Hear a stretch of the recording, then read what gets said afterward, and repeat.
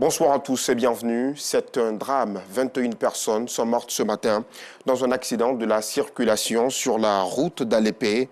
Un minicar de transport communément appelé Gbaka est entré en collision avec un camion.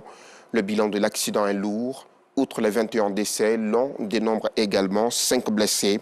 Très vite ce matin, les sapeurs-pompiers étaient présents sur les lieux pour secourir les victimes. La ville de Yamoussoukro abritera cette année la célébration du 62e anniversaire de l'indépendance de la Côte d'Ivoire.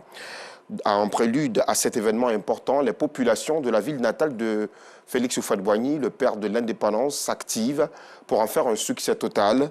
Parmi elles, la troupe Croco Théâtre qui fait vivre l'art à Yamoussoukro depuis une trentaine d'années, mais aussi Wolfgang, un spécialiste de la gastronomie.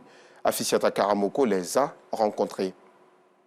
Yamoussoukro, capitale politique située au centre de la Côte d'Ivoire.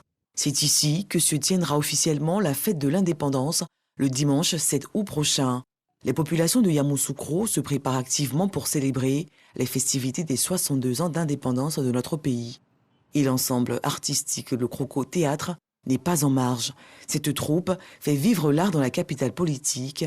Étienne Kwame, le responsable de cette compagnie, entend mettre leurs 30 ans d'expérience au service de cet événement majeur. Nous avons une scène de l'esclavage que nous avons l'habitude de présenter en local, où nous présentons un peu les esclaves, comment ils ont été maltraités, tout ça jusqu'à la proclamation des résultats. Et quand vous pouvez prendre la parole, en vertu du droit inaliénable qu'a tout peuple de disposer de lui-même, je proclame solennellement ce jour béni du 7 août 1960 l'indépendance de la Côte d'Ivoire.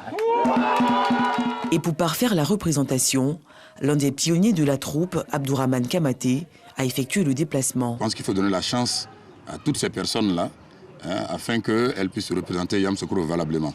Que serait une fête d'indépendance sans festin? Wolfgang a pensé à tout. Non. Pour l'indépendance, oui, on a besoin de câbler au moins pour 2 millions. Si ça finit, on va prendre un peu à Yamoussoukro ici.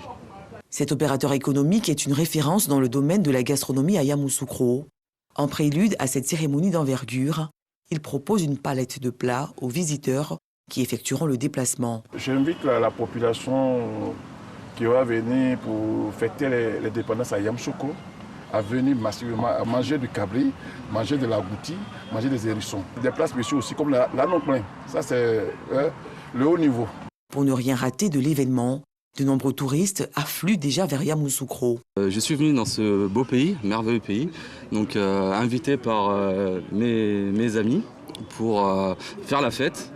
Donc je viens aussi pour l'indépendance. Je suis venu à Yamoussoukro pour visiter la basilique, pour célébrer la fête de l'indépendance. Il y aura des masques, il y aura des danses et j'ai certainement hâte de les voir pour expliquer à mes amis de France. Je souhaite une bonne fête d'indépendance à tous les Ivoiriens. Le mercure monte progressivement dans la capitale politique à quelques jours de la fête de l'indépendance de la Côte d'Ivoire. Le village natal de Félix Houphouët-Boigny, premier président de la Côte d'Ivoire, retient son souffle. Tous, autant que nous sommes, nous avons enfui au fin fond de nous-mêmes des douleurs que nous n'osons pas exprimer, des douleurs contre lesquelles nous cherchons depuis longtemps des remèdes. L'ONG Remedium Doloris s'est donné pour mission de sensibiliser, informer et former la population sur l'apaisement des douleurs, quelle qu'en soit la forme. L'organisation a procédé samedi au lancement de ses activités à l'Institut national de santé publique de la commune d'Adjamé. Le reportage de Yacouba Koulibaly vous sera proposé à 19h30. En littérature, Patricia Avid sort un premier livre intitulé « Pourquoi suis-je ici ?»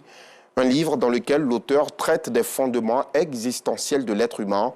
L'ouvrage a été présenté à la presse et sera dédicacé le 6 août prochain. Patricia Avid est pasteur et cofondateur de l'église Renaissance Centre chrétien, basée aux États-Unis d'Amérique. Elle a à son actif 3 œuvres discographiques. Nous vous proposerons le compte-rendu de Clément Bocco ce soir. En Ouganda, le bilan des inondations survenues ce week-end dans la ville de Mbale est monté ce lundi à 22 morts et 10 blessés graves. 2 rivières sont sorties de leur lit après des pluies torrentielles. La ville de Mbale, à l'est du pays, a été le théâtre de coulées de boue, causant des dégâts considérables et obligeant des centaines d'habitants à quitter leur foyer. La police, l'armée et la Croix-Rouge continuent à chercher de nombreuses personnes disparues. Enfin, une heureuse nouvelle selon les observateurs dans cette guerre qui oppose l'Ukraine à la Russie. Au 159e jour de l'invasion russe, le premier chargement de céréales ukrainiennes a quitté ce lundi le port d'Odessa. Le navire Razoni a pris la destination du port de Tripoli au Liban. Il est attendu mardi 2 août à Istanbul en Turquie. Pour rappel, l'Ukraine et la Russie ont signé un accord international sous l'égide de la Turquie. Fin de ce bref tour de l'actualité. Rendez-vous à 19h30.